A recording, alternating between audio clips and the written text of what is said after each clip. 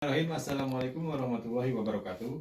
Terima kasih kepada awak media cetak dan elektronik dan televisi yang telah beri kesempatan berbicara mengenai DBH Migas yang berada di Kabupaten Majalengka, khususnya 19 desa dari 3 kecamatan, 1 Kecamatan Sumberjaya, 2 Kecamatan Ligung, 3 Kecamatan Kertajati.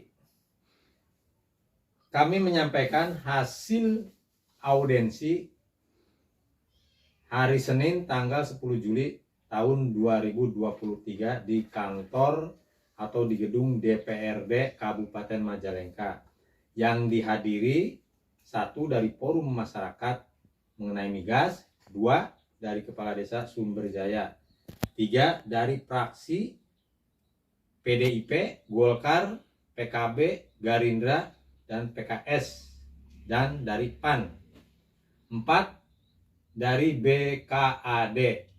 Acara tersebut tidak sesuai apa yang diharapkan. Garis miring kecewa, Pak. Adapun ketua dewan yang mengundang tidak hadir pula, termasuk wakilnya. Dihadirkan 1 pula dan dihadirkan pula dari lembaga hukum dan tidak dihadirkan pula dari lembaga hukum. Kedua dari Bapemda, dari Asda 2 dan dari pihak yang terkait. Kami merasa kecewa lagi dari tiap-tiap desa 5 orang tidak dihadirkan pula atau tidak mengikuti, cuman diwakili 1 orang. Hanya dibatasi. Garis miring. Janji para kupun akan menghadirinya, namun tidak ada hadirnya, cuman 1 orang kepala desa, Bapak Unang dari desa Sumberjaya. Dari hasil audensi, BKAD menyampaikan asumsi dari Kepala Dinas BKAD menerangkan berdasarkan Undang-Undang Desa tahun 2014 nomor 6 dan Perda tahun 2015 yang konon katanya dicabut atau dihapus. Pada kenyataannya tidak ada dan tidak ada berkaitan hubungan dengan DBH Migas tersebut. Terus lanjut. Dan kami juga merasa kecewa karena dari tahun 2014 sampai dengan 2022 belum ada realisasi, dan katanya ada undang-undang yang sudah menghapus, tapi kenyataannya tidak ada sampai dengan sekarang. Kami akan mempertanyakan terus, akan mengusut terus sampai istilahnya titik darah penghabisan. Kami juga sebagai masyarakat wajib mempertanyakan, karena itu ada dari BKAD katanya dibagi rata. Itu sangat tidak adil.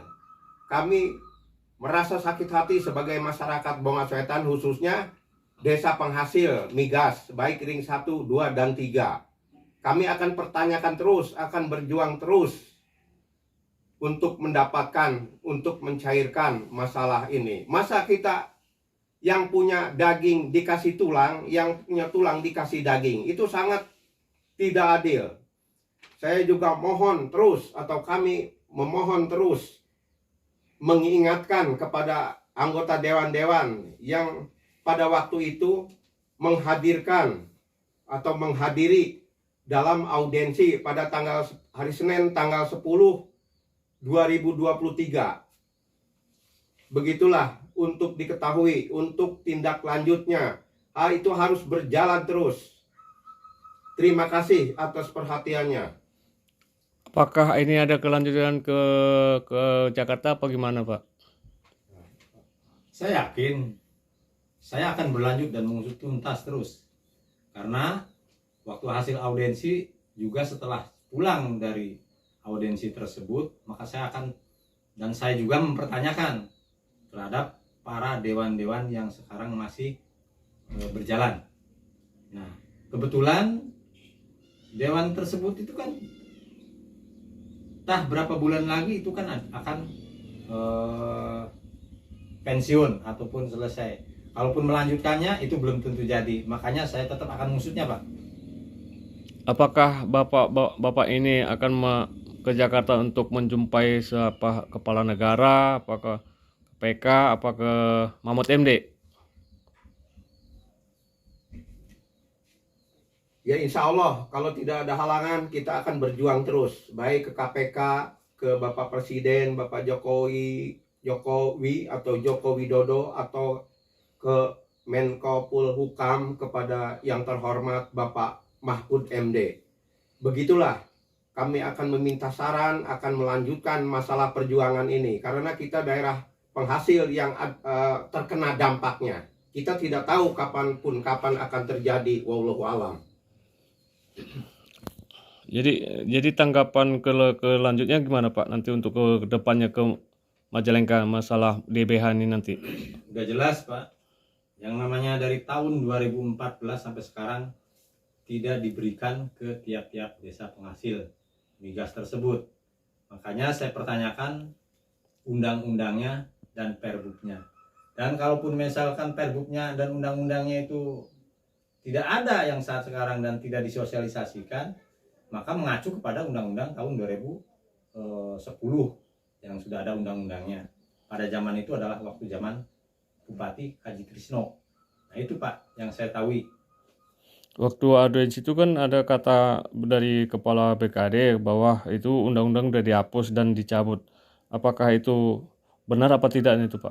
Nah justru saya pelajari dari hasil audiensi tersebut, pada kenyataannya itu mengenai undang-undang desa adalah untuk desa sendiri, bukan berkaitan dengan migas, pembagian hasil, dana sharing. Dan jelas di situ sudah dicantumkan, Pak. Dari perjalanan tersebut saya coba kaji dan saya pelajari, ternyata itu dari 4% itu sudah ada, Pak. Jadi harapan Bapak-bapak ini ke tahun 2024 gimana nantinya?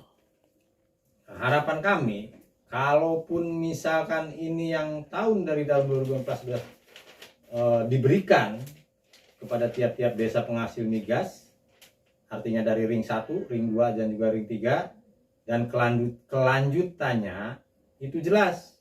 Untuk berikutnya juga harus tetap ada pembagian hasil migas tersebut, karena di situ berdasarkan undang-undang